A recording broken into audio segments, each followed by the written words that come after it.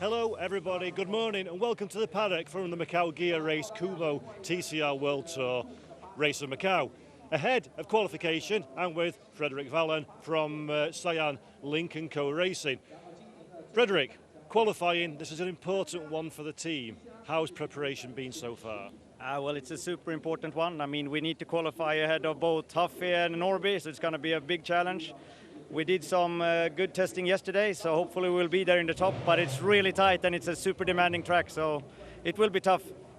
As you say, this is a big one in particular for Jan. How's his confidence in the car been this weekend? Is he dialed into the circuit? Is he feeling good about the challenge that's ahead? Yeah, he's really on it, I must say. I'm super impressed. I mean, he's 40 kilos heavier due to what we did in Bathurst, so he has a challenge ahead, but he has really been on it from the lap one and being able to challenge the Hyundai, so I'm really looking forward to this one. Now, of course, it's not been a stress-free practice session for you guys. Ma had some contact in practice with the barrier. Is the car okay? Is he in a good position for this qualification? Yeah, you never wish for someone to go in the barrier for sure, but the team did a good job. The car is mint, so we will be good for now, and we have 4 cars aiming for the top. And of course, qualifying, there's always a danger of interruptions and stoppages. Is the strategy to get out there, get a banker lap in and cover off any issues that may occur later on with the others? Yeah, I think looking at other sessions, you really need to go out and just stay out trying to do your laps, because red flag will come. And like you say, it could be a long red flag, so yeah, go out and just set a time. That's super important. Frederick, really appreciate your time. Thank you very much. So let's get into qualifications. We head back to our commentary teams. So then, the drivers about to be released onto the circuit for the first part of qualifying. David Anderson and Alan Hyde are trackside. The teams are in the pit lane ready to go, and there are plenty of fans around a rather blustery gear circuit looking forward to what's going to be a really good session. Not only does it determine the grid, of course, it also is the first point-scoring element of the weekend, because the top 6 at the end of qualifying will garner points. So we come into this with Rob Huff and Jan Aleshe tied on points, and Norby Mikulic 1 point back, but it could all be rather different come the end of the second part of qualifying. It's going to be 20 minutes, then a 5-minute break, and then the top 12 go into Q2 for 10 minutes. And this is how we stand in the championship. 3 drivers covered by a point, Alan. It couldn't be better. It couldn't be any better. The last thing you really want to do if you are not an expert at Macau is to come to Macau for the final round of any championship. Rob Huff is an absolute expert. He claimed his World Touring Car title here in 2012, having had a quite superlative weekend. He's had many of those around the gear circuit here at Macau. Let's see what he can deal up for us this weekend around Macau, because he absolutely loves this place. He does indeed, and there's another driver that enjoys it here, Gabriele Tarquini, with Thiago Monteiro overseeing Hyundai's operation these days. Gabriele, isn't he? Yeah, he certainly is. It wouldn't feel right to be in this paddock without Gabriele Tarquini doing something. I mean, he raced so competitively for so many years, and you did end up wondering, how long is he going to do this? Is he going to do this forever? But there's always a role for a Gabriele. Huge amount of experience, a wealth of experience, a great guy, great character, great motivator for teams, and a really almost like touring car royalty in the paddock here at Macau. Now this is going to be a very, very important session, and we've already seen from the earlier TCR China drivers' travails just how difficult it has been today to keep off the wall. Track temperature much cooler than yesterday, so we were rather putting it down to the fact that the other touring car championship drivers were expecting the circuit to behave in a way that it wasn't, and I wonder how many of these drivers might be caught out in a similar vein. Yeah, it is much cooler, 20 degrees this afternoon, very blustery. chilly. Took a while for the track temperature to get up from this morning. It was 16 degrees when we got on-track activity underway, and would you believe that was at 8 o'clock this morning with motorcycles, their first qualifying session this morning. How do you fancy going out on a chilly track at 8 o'clock in the morning on a very, very powerful racing bike?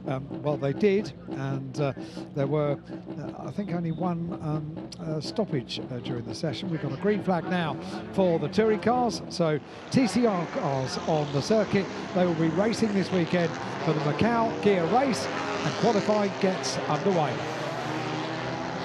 So they go out in the order set at the end of FP2 yesterday, and I think we're looking really for 3 stints, probably a couple of flying laps, then a new set of tyres, go and try again, maybe Q2 just a couple of stints, but the pressure is on.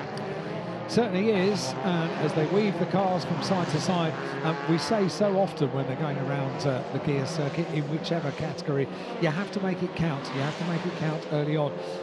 Not so true as when we get this qualifying session underway. Looking at Rob Huff, the expert here at Macau, and such happy memories. It feels like just a couple of years ago that he claimed his World Touring Car title here at Macau. The celebration, the joy, the celebration at the dinner, the awards presentation in the evening, and then on to a bit of a party. And Rob explained to us it was tinged with disappointment, of course, that he claimed the title. That great camera angle. Yes. Look at the mechanics working on these TCR cars. Never seen a camera angle quite like that. Superb. There is sponsorship opportunity on that machinery, and a great camera angle that we've got over the course of this weekend. But Rob said it was tinged with disappointment because they knew that, of course, the Chevrolet project was coming to an end in World Touring Cars, and he claimed his title, celebrated for a little while, and then thought, right, okay, what next? Well, he's filled his years. He's done some racing at the very top tier of World Touring Car racing, and will continue to do so. Even had an outing last year in the BTCC, and is making no secrets of the fact that he'd quite like to do that. He's based back in the UK, having lived for 7 years in Dubai, and done a lot of his racing over in China and around this region of the world. But now he's back in the UK. The BTCC might be a nice way to do. Unfortunately, Rob, the BTCC doesn't come to Macau. No. Although this championship next year, the World Tour, is going to get an FIA badge on it. It is going to have a proper European round, and it is going to be perhaps at the next stage. So I'm sure if there's a deal to be done, Rob wouldn't object to doing the World Tour again. It's taking the drivers to some fantastic places this year, not only Bathurst and Macau, but also the old Eastern Creek, now Sydney Motorsports Park. They've been to South America as well as Europe, so it's a good calendar. And here with the maximum 40 kilos of success weight, which is based on qualifying performances aboard, Yann Lachey, and he's hustling on to start a flying lap. From a real motor racing family. Mum did well here in the Macau Grand Prix many years ago. Uncle Ivan has done rather well in a whole variety of touring cars, be it in the BTCC or the World Touring Car Championship. So a very, very motor racing orientated family. Although Dad was a footballer. Dad was a footballer, yeah. Mum was 5th in the Macau Grand Prix, by the way, 1983. The first Formula 3 year. Kathy Muller, his mum, was a very handy racer. Right, so that's Lisboa, and Yann Lachey is on a mission. The fascination for the championship isn't just the 3 drivers, it's also 3 different cars, isn't it? You've got a Lincoln Co, an Audi, and a Hyundai being represented in that title fight. Yes, we have, and the job of bringing the cars up to temperature has now been completed. This is the first of the laps that need to count, and around the right-hander at on the tight and hilly section of the course. So the left-hander with the wall there. Look how close the barriers are. These are normal roads around Macau. On board with a touring car, it all feels slightly different, doesn't it? Yes. Indeed. Quite a peculiar feeling when I arrived here in Macau, sort of a week ago, and all of a sudden the taxi was driving down the start-finish line, and they were testing the lights. Got a great photograph, just in time. Well, right now, Yann Lachey is trying to put in his first run, and he's going the right way about it, although Mikael Ashken, a bit further back in the queue, is going even faster. So with Mikael Auskner yesterday, having been very, very good across free practice, but Norbert Mikelic even better in FP2, and a 2:29 is the kind of benchmark time we'll be looking for. El Haché now comes up towards the Malco hairpin, brakes hard, brakes late, turns into that very, very tight right, flicks the back of the car round. He's got Rob Huff riding shotgun behind him, then Mikael Auskner and Norbert Mikelic, Nestor Girolami and Fred Verviche. So this first 30-minute period with the clock ticking on down, and Jan El Haché is about to offer up the benchmark time, isn't he? Certainly is. Mikelic has just gone quickest in sector 4. Girolami has gone overall quickest in sector 1. Auskner has gone quickest overall in sectors 2 and 3. Jan El Haché, we look at to be the first time to come up with the target time for everybody else to aim for, 2:29.347. That one's in the book. What does Rob Huff do on his completion? 2:31.647. And Auskner, goes second with a 2:28.905. Norbert Mikelic goes to the top of the times, a 2:28.753. So that's the first of the flying laps. Touring cars on circuit earlier on today had a very, very difficult session. Multiple stoppages for the Chinese Touring Car Championship. And we keep our fingers crossed that with a few of the local drivers taking part in the gear race this weekend, that this is going to run according to plan. I think the driving standards are probably at a higher level, in fairness, more experience, and these drivers have to cope with some pretty daunting circuits. Spa also on the calendar this year, and as you say, Norbert Mikelic is the fastest. Now you're riding with him, and he's gone quicker than anybody, even so now in the first sector of the next lap. So the first one was good, and this was looking even better, but there's a bit of traffic up the road. So does Mikelic press on, or does he bail out of the lap? Let's see. Still going for it. Certainly is still going for it. Norbert Mikelic is top of the times at the moment. Has gone overall quickest in sector 1 on this lap. I know we've been talking in the context of F3, Alan, about how, and to a lesser degree GT, about people returning to Macau, and of course you kind of get used to the fact, because the World Touring Car Championship, then WTCR, had been here, but actually not since 2019. So there are quite a few drivers on this grid that may not have been here or have got to dial themselves back in, and it's a big ask. It's true, it is a big ask, and with the huge amount of experience here at Macau for the likes of Rob Huff, Norbert Mikelic has got good experience here, Jan El Haché has got a little experience here, Marcin Roy, who ended up not having the best of day ones here at Macau yesterday, is another hugely experienced driver from this area of the world, this part of the world. Ted Bjork has got good experience here. Lo Si Ho is another driver, but there are plenty of others that don't have so much experience. You're absolutely right, because for the last time we came here, 2019 to now, that's a good period of time, isn't it? Yeah, absolutely.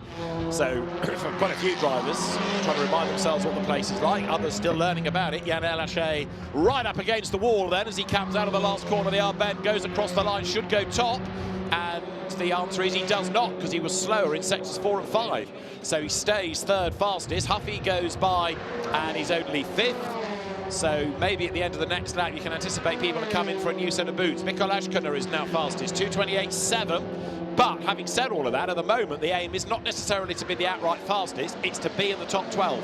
Yeah, that's the aim for now. So Auskner goes top, Mikelic second, Marcin Roy, that's better, isn't it? Third for the 155 car, 2:29.260. That's more where we would expect Marcin Roy to be.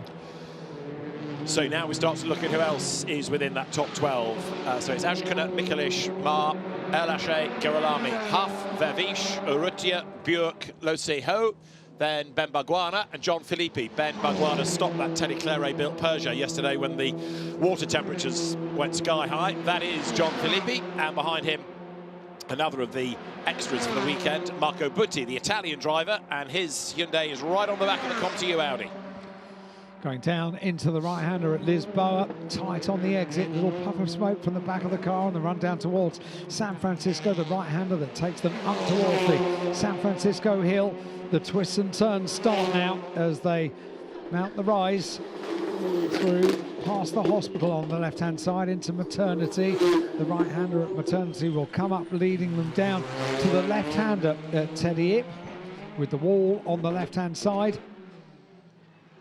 change of direction in these cars is so notable on this tight and twisty section of the car. I can see the cars that are really neatly set up for the twisty sections, and then always, I guess, around the gear circuit here at Macau, a compromise between the two parts of the circuit, because they do have that incredibly quick run down from the Macau hairpin, down through Black Sands, Fisherman's, R Bend, down towards Mandarin and Lisboa, and then this tight and twisty section, which is Police, the right-hander, and then the right-hander at Moorish. They turn in now. That's claimed a few touring cars from the World Championships over the years. Marco Butti looking like he's being held up a little bit by Gianfilippi. You get the feeling that if he could find a way by, he'd be able to get on with the job and go a little bit faster. Gianfilippi coming then now down towards the Melco hairpin.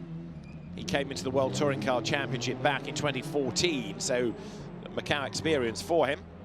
Second in this year's European Championship to Tom Coronel, who had entered but then withdrew, which is a real shame. It is, yeah. He's a big character to have around. He's a very experienced driver as well. So, yeah, bit of disappointment there. We've got a world-class field here, though. And with Rob Huff coming into pit lane, I think this is what we expected from this first section of qualifying, isn't it? Yeah, and these two have backed off as well. So, quick pit stop, new set of tyres, and then a second run. Might even get a third run, actually, but we'll see how people approach this. But we've gone further than the Chinese Touring Car Championship was able to do drama-free, and a new set of Kumhos to go on Mikael Ashkena's car that is the fastest. There is Lo Se-ho, one of the drivers that qualified by being in the top 8 on points in the 2 TCR Asia races last week. Lo Se-ho is a very quick driver around here. He's in the top 10 as well, so he's, if you like, the best of the interlopers. You've got 9 of the regulars, and then Lo Se-ho rounding out the top 10. Ergo, he's at the moment in that top 12 for the shootout for the Q2. Norbert Mikulits is currently second at 2:28.7 and gets a new set of tyres down in pit lane. The team's working to turn the cars around as quickly as possible.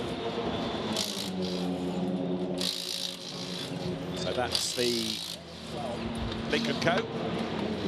There is an extra Lincoln Co, which is the fancy run car of Yan Chuang, that again qualified out of TCR Asia from last week. Well, those are the works cars, the Cyan Racing Lincoln Co 03 FL TCRs. Trips off the tongue. It does. You did well. The Comto team, the Belgian squad that's operated out is in touring cars and GT racing over the last few years. But with Audi Sports programme completely being scaled back, Comto, certainly for GT activity, is off to Aston Martin for next season. Very last minute checking of tyre pressures, maybe a slight adjustment before the car takes the new set of boots. A little bit of debris on the road there, is there not? Isn't there? Yeah. So, not aware that anybody's had an off as Rob Huff goes back out. And Rob letting the track get ahead of him, so he's got clear track space. Jan Elaché is on his way out of the pit lane as well. And a bit of smoke out of the back there of number 15 of Kian Tai. So Tian Kai up the escape road, and that I think is the end of his session, because he's just gone straight on, and that looks like he's mechanical. It doesn't look good, does it? No. So the car parks up, and I wonder what the legacy of that retirement is going to be from this qualifying session. Let's keep our fingers crossed. I think he's so far up the escape road, he was driving it between the barriers. He can park that. It's not that he's got there, you know, involuntarily. So he's out of the top 12 anyway, Tian Kai, so that's the end of his session. But whether, if it was a mechanical issue, he's put anything on the road, we'll wait and see. On board with Norbert Mikulits. It's a totally different view of the gear circuit, isn't it, from a touring car as it is from the single-seaters or indeed the GT cars. A totally different perspective.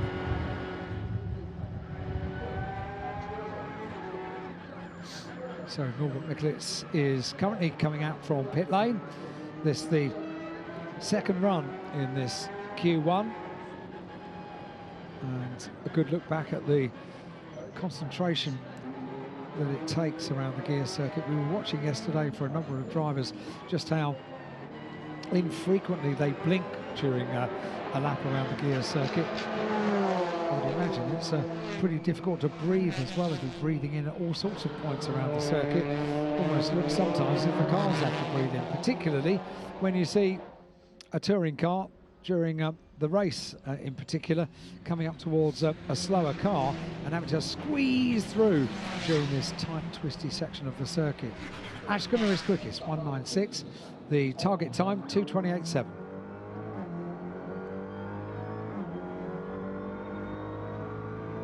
On board with Rob Huff. So much success here on the gear circuit at Macau. You can't really explain exactly what the secret is to going well around the gear circuit. He loves the place, absolutely adores it, just feels at one with the circuit, and has come up with that quote, that wonderful quote: if he's still got intact wing mirrors at the end of a session, then he hasn't been trying hard enough. Paul Poon at the escape road at Lisboa. So another of the drivers to qualify through TCR Asia last week. Paul Poon off the road. He was also down for speeding in the pit lane the other day, wasn't he? So Paul Poon in strife, and he's at the escape road. 350 euros he had to cough up, but let's see if he can get himself back in line. So second run underway then now. Mikael Ashkana heading to the end of the first sector. Is it going to be green? Is it going to be purple? It is neither, so he's down on time, and then there's going to be a yellow at Lisboa. So this second run, I think, is going to be wasted by the drivers that are trying to push. It's going to be compromised, isn't it? So Ashkana is top of the times, the target time of 2:28.7. Mikkelitz with a 2:28.753. So just 0.04 of a second slower is Mikkelitz. Marcin Kwa is third. Half a second is the gap. And Jan Lachey is fourth. Where is Rob Huff at the moment, you may well ask? Certainly his family will be asking, because they were watching the live stream yesterday. Sixth is the answer. And in the top 12, which is the important part. This in replay is going straight on Fred Vervish, again at Lisboa, but he's able to wrestle the Comte Audi around the corner. And was that Rob Huff? I think it was. I think there's something on the road there, because to have two of them going off is a bit strange. Rob possibly gauging his braking point against his teammate, so if one's got it wrong, so might the other. But we've had four cars off there now. We saw that car going off, didn't we, with a lot of smoke coming out the back of it. So I did wonder what the legacy may be. And then Paul Poon off the road as well, and then that. So anyway, we are still green, and we're not being told about a slippery track at turn 3. This is Mikkelitz, who is in sector 4, but if this is a push lap from most people, it's not coming.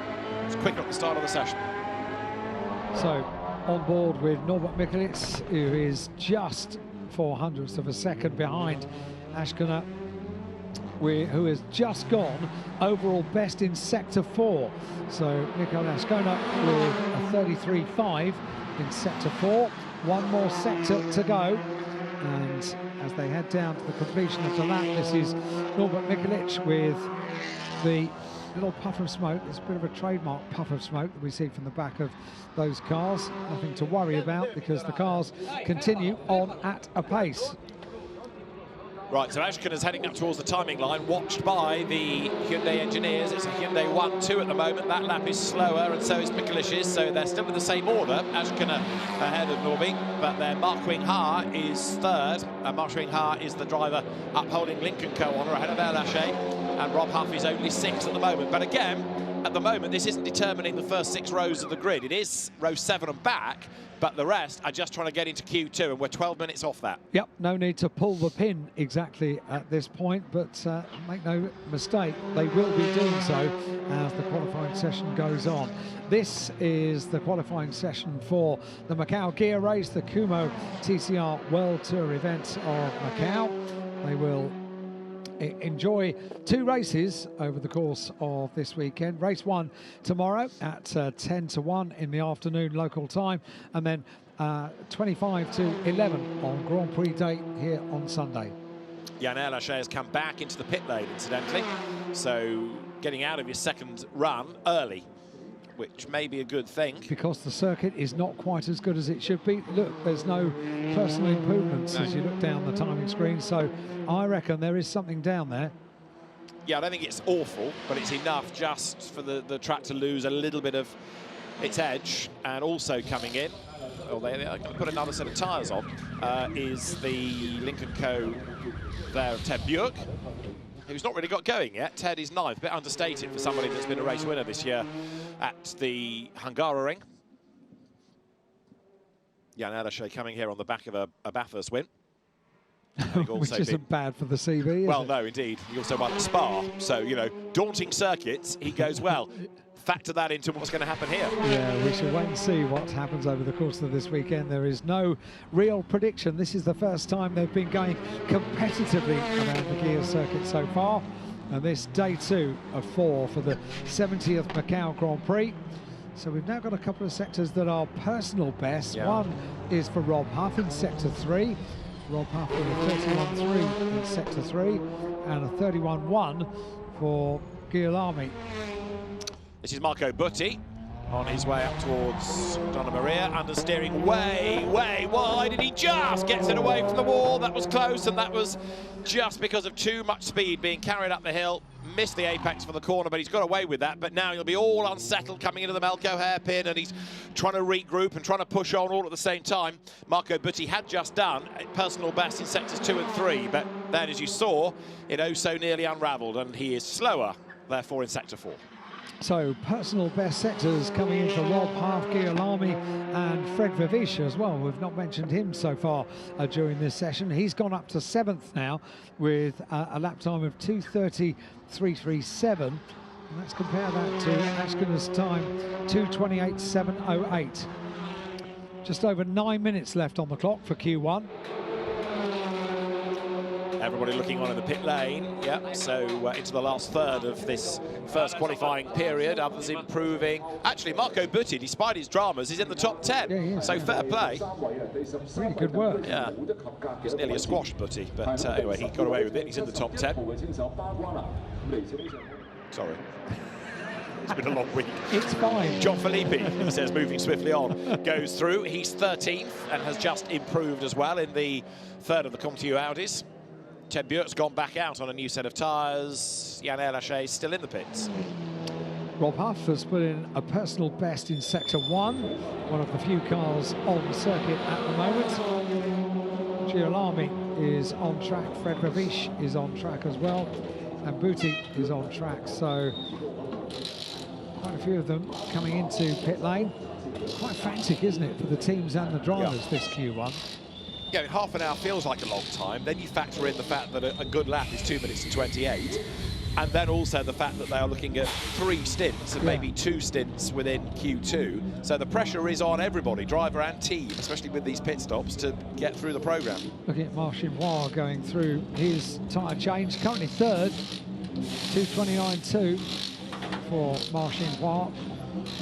Great driver, world-class driver, and to be driving here at Macau, always a bit of a treat. Another ex-British F3 racer, wasn't he? A long time ago, and Super League, Formula E, and TCR China champion. So very accomplished in different categories. That's the car that currently is on top of the times. We got Ashkona with a 2:28.708. New set of boots. Turn the car around. 7 minutes and 20 seconds remain. Right, Rob Huff improved last time, 2 minutes 30.239, 6th fastest he remains, crucially, into the top 12. And when we get to that shootout, it's not only the grid we're looking at, it's points for the championship as well. 27 car, John Filippi, the Kumho Audi RS, turns through the Melco hairpin. Then the track opens up, down through the sweeps, through Black Sands, down to Fisherman's Bend. The right-hander at Fisherman's Bend. Our Bend, the final turn on the course. And that will complete a lap here at Macau. Ted Björk improving in sectors, going quicker in sector 1 on this lap. And John Filippi is going to come to the pit lane. That's the end of his second run. And that is the other Lincoln Co in the background of Yan Tran, Paul Ridgway, the bespectacled race engineer staring at the data. He's the man that's run Ricky Collard in the British Touring Car Championship this season. He's not done anything wrong, he's just run Ricky Collard in the British Touring Car Championship, I'm sure they'll explain. Many years ago, when Rob Collard came into the BTCC in a little Renault Clio, it was a little black and yellow Renault Clio. Paul Ridgway ran that car as well. That ran Tin Top Tuesday stickers, as I recall. It ran Radio Toker stickers all those years ago. Yes, it was. Yes. which was the radio station for the championship. Rob had no sponsorship. He was paying for the drive himself. So he said, yeah, I've got a blank canvas. You've probably got to put the radio station on the side of the car. Do it. Yeah. So the Kumho team then addressing John Philippe's Audi. So the former single-seater racer, ex-Formula Renault hot shoe in the pit road. And the session, Q1 it is, 5 minutes remaining. Ted Bjork has gone personal best in the first 4 sectors, so Right. I think we can expect this to be an improvement for Ted. Currently down in 9th place. Car 111 for Ted Bjork. Just waiting for Ted to finish sector 5. That's not a bad advert for the cars, is it? No. All 4 of them Well, in shot. except that Ted Bjork's lap has just been left Oh, redundant because they've all compromised, yeah. gone in his way by weaving. A So bad advert. four personal best sectors, and then what do you find? Weaving around, but Ma Xinghua and also Santiago Urrutia up front. So that last sector for Ted Bjork basically has cost him just under 2 seconds. I take back everything I said. I mean, it looks lovely, all 4 of them It together.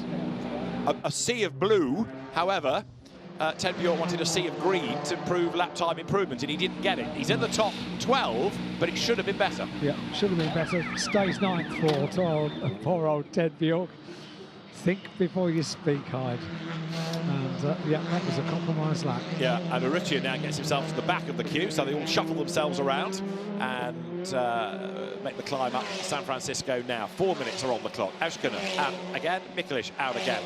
And I think I'm right in saying the only person in the pit lane in the top 12 is Ben Barguana.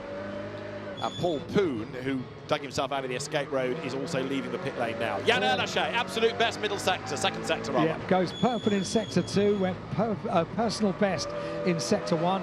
This one to watch for Erlaché, going on board through the tight and twisty section of the gear circuit. 6.1 kilometres in total, made up of fast, long straights and twisty, narrow section of the circuit, which heads up towards Melco Hairpin.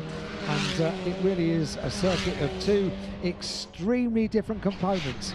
Jan Erlaché really working well here. Yeah, and so is the team, actually, because they're getting the message through now. Whichever driver is on a quick lap, the others are being told, get out of the way, don't impede. So Ma Xinghua also picking up the pace, and Erlaché's backed out of it by the look of it. I think he's been put to the back of the queue, hasn't he? He was getting past a couple of cars, Right. and that is not a good place to get past them. No. But having done a personal and an absolute best, it almost looked then as though Erlaché, yeah, he's backed off, He has backed off, yeah. letting the others go. So I think Ma Xinghua is the one they're concentrating on this lap. He's got 2 personal best sectors. But again, all of this is only to guarantee that you get into the top 12. Ted Bjork, what's he doing? He's currently in 9th. He had that compromised lap on the previous lap. He's got personal best in sectors 1 and 3, and not really anything to line home about in sectors 2 and 4. So let's see how that all threads together. Will it be an improvement in position? He's currently 9th. Ashkana, Mikulic, Girolami, Vervish and Booty all making their way out of pit lane. Ted Bjork does go better, goes 6th. So 3 personal best sectors out of 5 and a 2:31.63. That's good enough for 6th. So at the moment, the man on the bubble is Ben Barguana, because he is about 0.7 of a second up on John Philippe.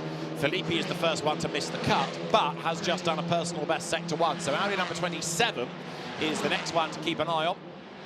There you've got in 1:55 Ma Xinghua, but he's slower in the first sector this time. So Ma not being able to improve on that 2:29.0 of last time. No urgency there. So we've got 1.5 minutes of this session remaining on the clock. Well, they got through their planned running order, didn't they? Yeah. 3 stints in this first section of qualifying. Starting to see improved sectors out of Rob Huff, which would be good if only to prove that the Audi has got the pace, because Rob is 7th at the moment, which is not really where he needs to be. No, and hasn't been thus far. No. And Rob was saying the other day, I'm confident this weekend. Coming into it, I know I've got a great car. The car has been absolutely superb. Audi Sports' Chris Reinke looking on with the Kumho team. who've been good customers with Audi, not only in touring cars, but with a fleet of Audi R8s for GT3 racing. Here is Jean-Philippe then, the man that is trying to break into that top 12, and he's looking good at the moment because although Ben Barguana is on track in the Claret-built Peugeot, he's not yet up to speed, and Jean-Philippe has done 3 out of the top 3 sectors as personal best on this lap, so he's about to complete sector 4. Does the trend continue, suggesting it's going to be a lap time improvement? He's got to find a big chunk. He's got to find 7/10 of a second, but Jean-Philippe looking pretty good. Yes, another quick sector. Rob Huff's gone 4th then, his teammate, so Huffy up to 4th fastest now, 2:29.1. And Jean-Philippe should break into the top dozen, shouldn't he? Yeah, it was looking more Huff-like on that lap, that's for sure. Personal best in 4 out of the 5 sectors around the gear circuit. Only sector 2 was a drop, so Rob Huff goes up to 4th. That's more like it. Now, Jean-Philippe for the top 12. Let's see. Heads up towards the timing line. Checkered flag, he's out then, and as he goes through, what does he do? He does improve to 10th fastest, and that means that Ben Barguana might miss out, but Ben is on a quick lap. He's just done a personal best in sector 1. So Ben Barguana, number 71 Peugeot, will be the next one to watch, purely to see whether he can stay in the top dozen. And Lo Si Ho is the man on the bubble. So, checker flag is out on Q1 for the Macau gear race. Such a prestigious race this for tin tops here at Macau. And also, of course, the final events of the year for the Kumho TCR World Tour event of Macau. Brand new, this World Tour for 2023, and it's proved to be very, very popular over the course of the year, not least because of the amount of wonderful circuits that it has taken in, wonderful parts of the world as well. And on that final lap, Fred Pavish put in an overall best on the final sector. That marks intent, doesn't it? 2:29.309, good enough for 6th. Right, so then, Ben Barguana, personal best, personal best, personal best. Here he is, he's in sector 4. So the Peugeot, it is the only Peugeot on the grid, is it not, for the Australian driver. It's built in France by Teddy Claret's team. Teddy, one of the stars of the French saloon car racing scene. And Ben Barguana then down towards the Malco hairpin. Dad made a good name for himself in supercars in Australia, within the Australian Touring Car Championship. And so Ben now heads downhill. Came out of one make Hyundai racing back home with good success, and that's Rob Huff, who is not going to go any quicker on this lap. He's backed out of it because he's safe, he's in, so no point to really push. But behind him is Barguana, and that's the one of interest then as he heads now towards the timing line. So Ben Barguana into our bend. The first 4 sectors, all personal bests. He takes the checkered flag, and does he improve? Yes, to 11th, he's in, to the delight of Dad. And that means that Lo Si Ho is the one that is bumped out of it, but Jason Barguana is a happy, happy man. So the team, so the family. Great scenes there, yeah, so it means something, doesn't it, to get into Q2. That was a good lap, that, and all pieced together to bring great joy to all. So Jason Barguana watches Ben go through, the Victorian Hyundai XL champion of 2018. What do you mean you didn't know there was a Victorian Hyundai XL championship? That, no. Thanks for the info. Well, there you go. But he's a TCR veteran now, he's Ben. 3 years he's been doing the Australian championship. So that means Mikkel Ashkuna, Norby Mikelish, Marshwing Ha, Rob Huff, Jan Elische, Fred Vervies, Nestor Girolami, Ted Björk, Santiago Urrutia, Jean-Philippe, Ben Barguana and Marco Butti are the drivers that will progress into Q2. And that China Touring Car Championship is how you run qualifying. It was really good, wasn't it? Textbook stuff, world-class drivers, really impressive this. So the order at the moment then is Mikkel Ashkuna ahead of Norbert Mikelish by 45 thousandths of a second, which around 6K of road course is very impressive. Ma Xinghua is 3rd from Rob Huff and Jan Elische, 6th Fred Vervies ahead of Nestor Girolami, and then Ted Björk from Santiago Urrutia, Jean-Philippe, Ben Barguana, and 12th, progressing Marco Butti. Outside the cutoff, Lo Si Ho from Yang Trang, then Paul Poon from Tian Ke, who we saw parking. Then there is Deng Baowei and Ling Wenji, whose car was quite badly damaged yesterday at the foot of the times. So that's the order. You can see the gaps that go from thousandths up to full seconds. And looking forward to Q2. A thrilling opening session in qualification. And Ben Bargwanna, right at the very end, makes it through. Jason, talk to me about the emotions at this moment in time. Oh, look, it's just huge for us. I mean, obviously for Ben to come to Macau for the first time. We've had a pretty good 2 races in Australia. A bit of bad luck with engines and bits and pieces, but he got some really good results. So to come here and make it Q2, very happy. Let's see how we go for this one. Who knows, gets P10, it could be good for race 2. Fantastic, Jason, really appreciate it. Best of luck for Q2. And back now to our commentary team.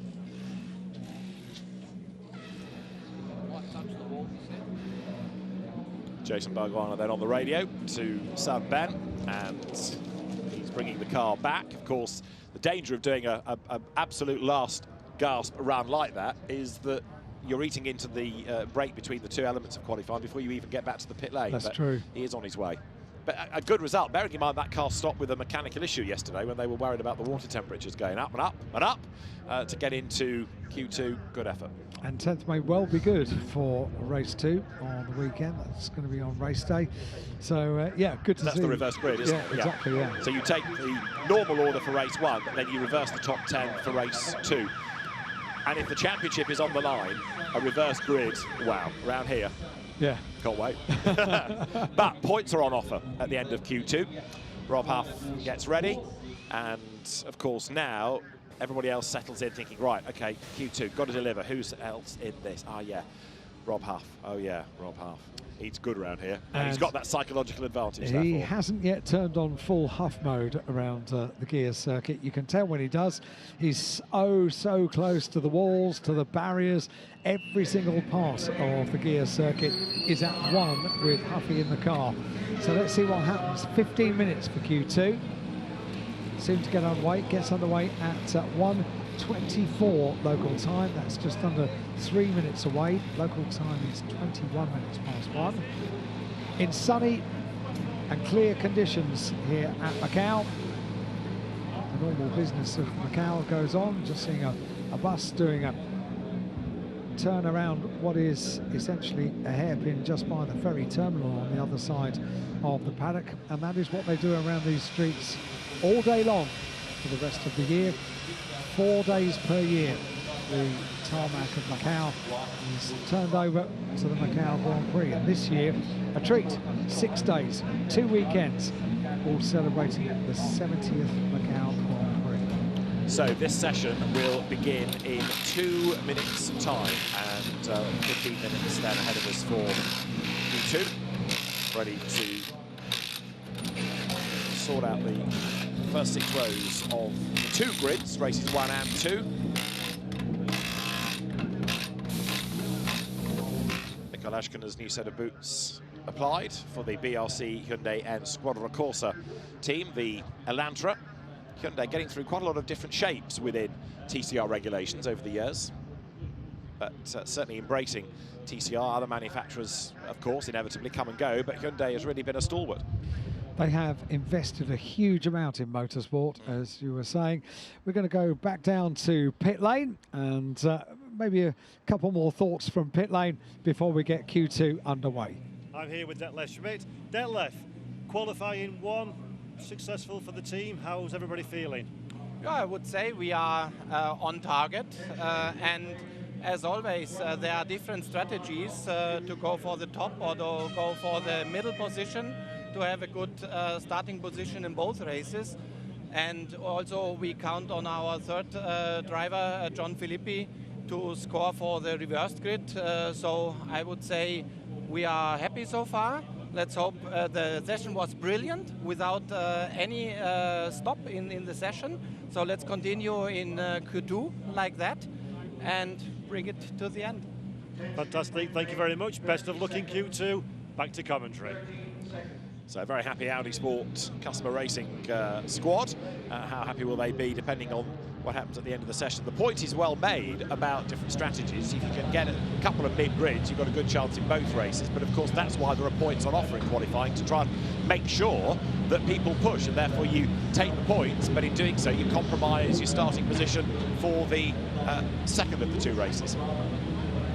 2, 1, and green flag shown down in pit lane. We've got Q2 underway for the Macau gear race at the Kumho TCR World Tour events here at Macau. They line up down in pit lane, and if they had to make everything count early on in 25 minutes of qualifying, it's even more so over the course of 15 minutes.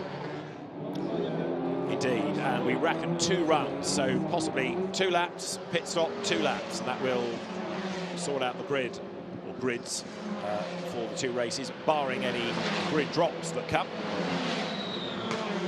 So straight out, try and get some warmth into the tyres, and it's a calmer circuit in as much as there are only 12 cars on it this time. Yeah, that makes things a little bit easier, but also fitting 2 stints into 15 minutes can in itself present any problems. You can't have any hiccups on track, you can't have any hiccups down in pit lane to slow them on their way. 15 minutes is not that long, is it? No. Indeed. There is Ben Bargwanna. He's gone out just a little bit later. Mind you, he was in a little bit later as well, but that does at least put him in clear space. Of course, he is ploughing this lone furrow, really, the Team Claret Sport Versal Auto Parts racing car, whereas you've got Kumho Audis that can work together, you've got the Hyundais that can work together, you've got the Lincoln Co's that can work together. Ben doesn't have that opportunity. Paul Ridgway getting far too much airtime as far as I'm concerned down in pit lane. Far too much. Had a little chat to him actually down in the garages. He's buzzing, but he was also saying we've been away from home for quite a long time now. Yes, because they've done the 2 Australian races and then come here. Yeah. And that really does take an effect on a team. He said you have to sort of factor into time to not be around the team for quite a bit of time, just you know you're refresh yourself. Yeah, exactly that. Yeah. Well, there is Jan Ellershey, and so remember, we're looking at the top 6 at the end of this session for points within the championship.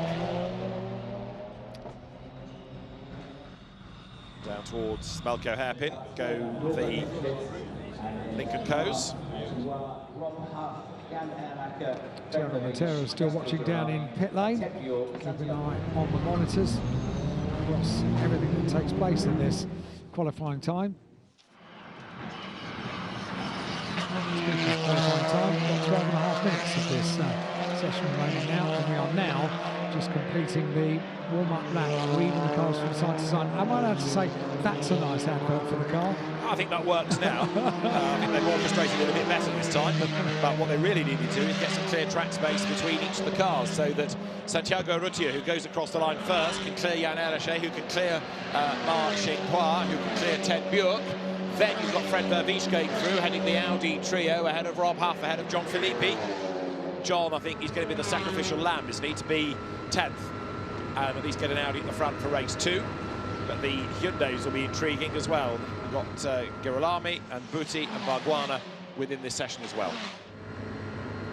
Right, this is on board with Jan Ellershey. Down now towards Lisboa, braking hard, trying to find the corner, and he's got a little bit deep, very close to the barrier, but that's an error and that's a wasted lap.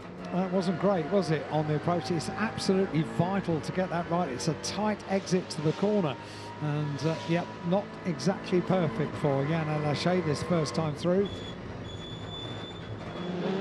And off the road is Mikael Ashkona, so the driver that's been topping the times for much of the weekend. He makes a mistake at Lisboa. Spin, under braking, he's got it going again. Green light flashes, so the road is clear, but drama and worried brows now at the Hyundai squad. Let's have a look at how he did it. Just way too fast into the corner. Oh. Tried to turn the car, but lost the back of it. Those tyres aren't going to be perfect after that, are they? No, but he's got another run, but that's an opportunity squandered, no question about it. So they are on now sector 3 as they thread their way through on this first flying lap during this Q2 period, and overall best in sector 3 for Marc Xinghua. Number 155 puts in a 31.043 in sector 3. 2 more sectors to go. Back on board with Jan Ellershey, and let's see who else is putting in purple sectors. Well, Girolami, Nesta Girolami in car number 129 has put in overall best in sector 1, sector 3. Norbert Mikelic has put in an overall best in Sector 2, and then Marcin Poir comes through with an overall best in Sector 4. And the fact that those absolute bests are being peppered around is impressive. Marco Butti has found the barriers, though, coming out of Donna Maria. Marco Butti has hit the wall pretty hard. You can see the damage on the back of the car. You can see the tyre marks. If he can get it going, we'll be okay. But the danger here is that there's going to be a yellow, and that will throw people's run plans out of the window. Marcin Poir then accelerating up towards the line. These laps become very important if there is going to be a stoppage. Marcin Poir goes quickest, then Veach goes second, Björk goes third, Rob Huff goes fastest, 2:29.0 for Huffy. So, Huff mode activated then on the first of the flying laps. Norbert Michelitz then goes to the top of the times at 2:28.504, but and Girolami goes second quickest with a 2:28.712. But for the first time this year, we've seen Rob Huff on top of the times. Now, drama at Lisboa, and let's see who did what. People shuffling in the order. Red flag shown.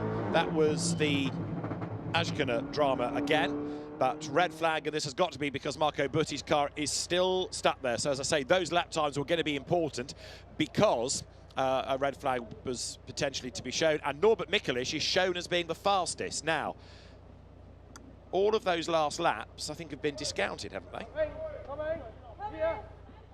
Norbert Mikulich has gone top, Nestor Girolami second, Rob Huff shown as third. We'll come back to the timing screen, but Marco Butti, he very nearly did this earlier on, remember, by understeering out wide, and he's done it good and proper this time in the Hyundai, clattering the wall. Yeah, big bang on the right-hand front of the car, barely the room for the cars to thread their way through. It's always the worry that you're going to collect a car which is left stricken on that tight, narrow section of the circuit, but the clock has stopped at 8 minutes and 58 seconds of this 15-minute Q2. I'm just wondering whether lap times might have been taken away from some drivers if there was a feeling that they'd improved under a yellow flag. Right, yeah. Could be that it's legit, and Mikulich did go fastest anyway, because he was a little bit behind in the queue, but Rob Huff is certainly no longer the fastest. Either way, we're under a red flag with 9 minutes to go. So the order after one fine lap, there is barely the room to squeeze a touring car through. Breathe in, and then through we go. Only just enough space to get the cars through to get back down into pit lane. Marco Butti racing here for the first time. Lesson learned, eh? And he had been doing all right, 3 personal bests. But again, look, as we saw earlier on, understeers it out wide, can't slow the car down, and this time, bang, into the barriers, and that's a broken front right suspension, hence it's going no further. So that requires a lift. It's going to be a lift from the recovery vehicle. It's got to make its way round there after all the touring cars have made their way through, onwards and inwards into pit lane. On board with the car that currently tops the times, Norbert Mikulich with 2:28.504. So if things stayed as they are, he would assume the championship lead ahead of Rob Huff, who would position himself ahead of Jan Ellershey. Yeah, points for qualifying does add an extra incentive to put these lap times in and make them count early on. And they're big points, you know, 15 versus 10 versus 8. 6, 4 and 2, it's only the top 6. Well, Ellershey, 8th at the moment, wouldn't score at all. Qualifying takes an even more important role on the course of the weekend, doesn't it, when you've got big points like that available on offer. They come down into pit lane now. You can see normal life of Macau in the background. Buses, coaches, cars, all sorts make their way around just in front of the ferry terminal as the cars make their way into pit lane. It'll take a little while to get the recovery vehicle out there to recover that stricken car. Time for the teams to welcome the cars back into pit lane, getting ready for this. Got the outlap to do once again, haven't they? And the time will diminish very, very quickly. Having said that, they are being able to do a tyre change without losing time in the session, if you like, because everybody is losing time in the session, and so it sort of levels that playing field. Ashkona will be pleased about that, because those tyres will not be good after that lock-up going into Lisboa. The car's all right, didn't touch the barrier. The tyres decidedly second-hand after that. So there is Norbert Mikulic then, currently the fastest by 0.208 of a second. And it's the leading four within a second of each other. Ma Xinhua having initially set the gun time, but fourth in the order. So the Audis await in the pit lane. Marco Butti's car already quickly up onto the flatbed. So his spectacularly liveried Hyundai will be taken back to the support race paddock and made good, along with a lot of other battered touring cars that we've had from another championship that's here this weekend. Rob Huff just gets himself sorted out, gets the sweat out of his eyes. One of the most successful drivers around here, hence he's been immortalised with this Madame Tussauds waxwork in the museum. I was just about to say, when I was walking around the Grand Prix Museum the other day, it coincided with Rob being in there, and it's a few years ago now that he went through the whole process of having all the little pinpoints made on his forehead and around his face to get the sizing and to get the various dimensions correct, and he was full of it just after it happened, because it's an amazing thing, particularly for a Brit, to be contacted by Madame Tussauds and say, we need to make this waxwork of you. He's still as full of it now, and there is a little video going on in the background showing the process of measuring him up and going through the whole rigmarole of getting ready for the waxwork to be crafted. It is superb. It is. It is utterly superb. And it is a one-off. You can't buy your own little Huff statuette, I'm afraid. I'm sure he's tried. Yes, it's a one-off. So 9 minutes the session will run for, and it will resume in just over a minute's time. That's really quick. Yeah. Really quick turnaround. Good work. They know what they're doing here at Macau. The marshals, the recovery units, they're used to it. And also we're going to go down to pit lane, in fact, and get thoughts before we get this session back underway. This session will resume in 1 minute. The session will resume in 1 minute. Francois, down in pit lane, we've heard that the session's going to resume in 1 minute, so I'll not keep you. How's it going for your guys, and in particular for Rob Huff? Yeah, I mean, without driving yesterday FP2, for sure we need to use Q1. We need Q1 as a proper test, I would say, for new tires. But yeah, definitely we are back in the game, I would say, even if performance-wise, for sure, we are not there. Now we need King of Macau lap. This is clear. Fantastic. Francois Verbeest from Kumho Racing. Back to the commentary team. Let's see if Rob Huff can be the King of Macau in the final few minutes. Well, I think we've all been waiting for King of Macau Huff mode to be activated around the gear circuit at Macau. Whether it will come in the remaining 9 minutes, just under, we shall wait and see. Well, at the moment he's giving away 7, so net 6 points to Mikulic at the championship. Green flag.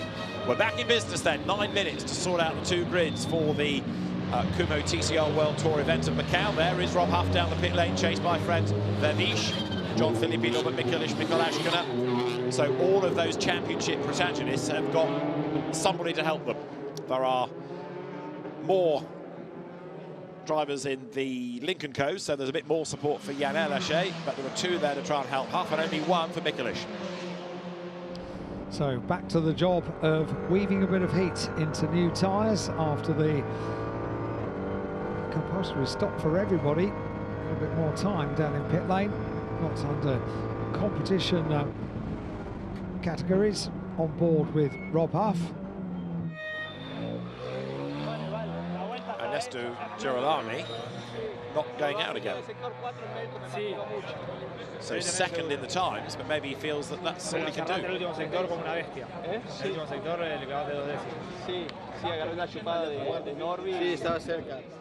That would suggest a problem, would it not, if the car's not going back out? It would. I mean, there's 9 minutes on the restart, so yeah, remaining down in pit lane, off comes the helmet, out come the earpieces, so yeah, that's unfortunate.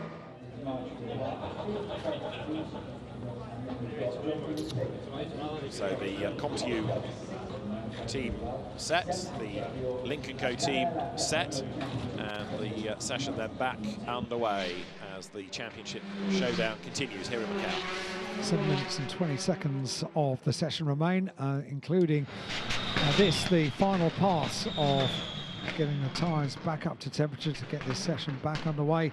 Put in the quick laps around the sun-drenched Macau circuit, the gear circuit here at Macau. It's cooler, it's windy, and we have sunshine and clear blue skies. We also have a huge crowd here to enjoy qualifying day here at Macau. Although we select this as qualifying day, it's when we have qualifying sessions. Tomorrow is qualifying day as well, because many of the races are qualification races, certainly for the single-seaters and for the GT cars. Qualifying sets the grid for the Grand Prix day grids that will line up.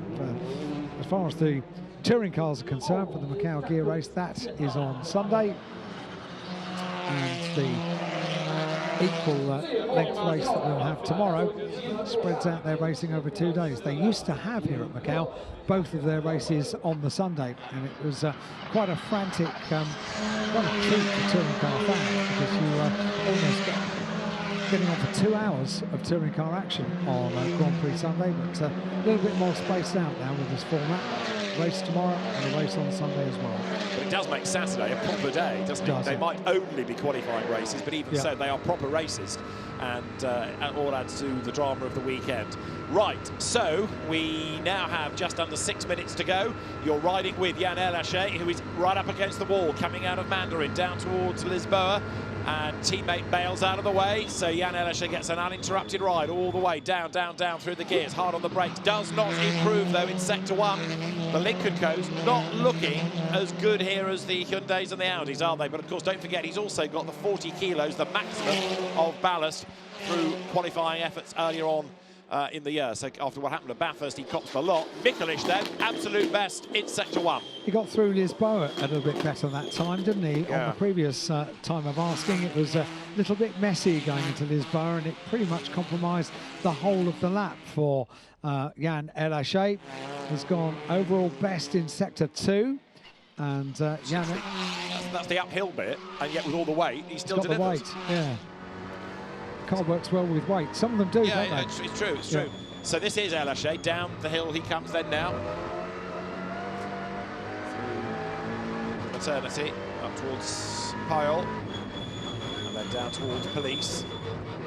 Fighting the car a little bit. Oh, so close to the wall as you've got to be. Stand on the brakes. From Police to Moorish up the hill, heading towards Donna Maria. The long left-hander that marks the run down towards the Melco hairpin. No overtaking over the course of the whole weekend. And oh, so close to the barrier on the exit of that corner. Wow. He's leaving nothing on the table, is he? Elaché knows the importance of this session, of this lap, and he is really out to deliver.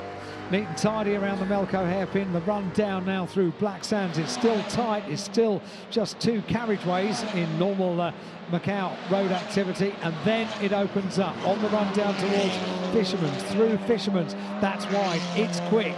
And then the run very close to the wall on the exits of Fisherman's. The run down towards Arb Bend. It's the right-hander. The completion of a lap for Yann Elaché. What's this time going to be? Personal best in 2, 3 and 4, and up towards the line. Oh, so close. Goes top. So 2:28.296. Right, let's see what the opposition can do then. This is Norbert Mikulic, who's done an absolute best, and then 3 personal bests. Rob Huff goes through 4th on a 2:28.8, half a second back here. Then up towards the line goes Mikulic to go fastest, 2:27.9, 72 thousandths quicker than Ashkener, who's also ahead of Elaché. So Elaché 3rd, Huff 5th, Mikulic on pole at the moment. Gianami in 4th, Rob Huff in 5th. Rob put in 1 overall best sector. That was in Sector 4. It's down in 5th place and completing the top 6, Marcin Hua. But it's Mikulic that is top of the times, 2:27.966. Ted Bjork getting out of the way of a charging Fred Vervish, who's just done a personal best in Sector 1. We've yet to get a proper time out of Ben Barguana. He delivers and he goes up to 11th then. He's wanting to be 10, isn't he, for the reverse grids flip round. So he needs to find, what does he need to find? Another couple of seconds, actually. So there's quite a margin that Ben Barguana's got to find. The Lincoln Co's doing a bit of a shuffle, and Fred Verviche is going to get stuck in and amongst them in a minute. So I think El Haché has had to back out of this lap. This is the one where Marcin Khoa is kind of trying to deliver, but his sector time's not good enough. They're sort of taking it in turns. We've only got just over 2 minutes of this session remaining. We said 15 minutes wasn't going to be too long, even less when you've got a stoppage in a 15-minute session, and therefore you've really got to push on these laps, these opportunities that you do have to put in a quick lap on board with the car that is currently top. And Norbert Mikelic with a 2:27.966, currently quickest. And this isn't going to be a quick lap, I don't think. Not from Norby, no. And this is, of course, the second run that they've all had because of that red flag. They were able to do the tyre change then. So really, that first and only push lap has been it. Now, one and two, yeah, one and two might be able to get another lap out of this if the tyres are willing, because they'll get to the timing line within 90 seconds. So there is one more chance. So push, maybe just let the tyres have a breather, push again. But as they head up now towards the exit of Black Sands, down towards Fisherman's, John Philippi there going through. There is Norbert Mikelic, currently the fastest, and therefore currently on for 15 points for pole position. Traffic here, lots of traffic up ahead as they come through, complete a lap with just under 1 minute until the checker flag comes out. So it is this final opportunity to put in a quick lap for the weekend here in Macau for the Macau Gear Race, the Kumho TCR World Tour events on Macau. For that championship, there are points available for this qualifying session, and at the moment, it's advantage Norbert Mikelic, who comes into pit lane. Jan El Haché does the same, Guilherme does the same. They're all into pits, qualifying complete. Yeah, Guilherme never went out, did he, in that second element, so he's just been there, but equally impressive. He's been relying on a time set in the first part. He's kept him fourth, whereas Huff, Mar, Verviche, Philippi, Bure, Larutier, Baguana have been unable to attack. And Norbert Mikelic's team reckon he's done enough because none of the first sectors are improvements. So it does look as though we've got a grid, and Norbert Mikelic not only takes pole for race one, but he also takes the championship lead. Certainly the team celebrate, and checker flag goes out now for Q2 and the end of qualifying for the Macau Gear Race. And job done down in pit lane. Super work. A 2:27.966. The only car in the 2:27s. The closest, Michael Ashkana with a 2:28.038. Jan El Haché with a 2:28.296. Guilherme in the pit lane with a 2:28.712. Rob Huff, the king of Macau, as quoted down in pit lane, 2:28.873. And for Marcin Khoa, a 2:29.407. Another really improving. Ted Bjork has done a personal best on that lap down there in 9th place. Uratia also putting in a personal best in sector 2, not sector 3, not sector 1. So I reckon they know down in pit lane, they know more than us, because that is going to be, I think, the end of the push laps.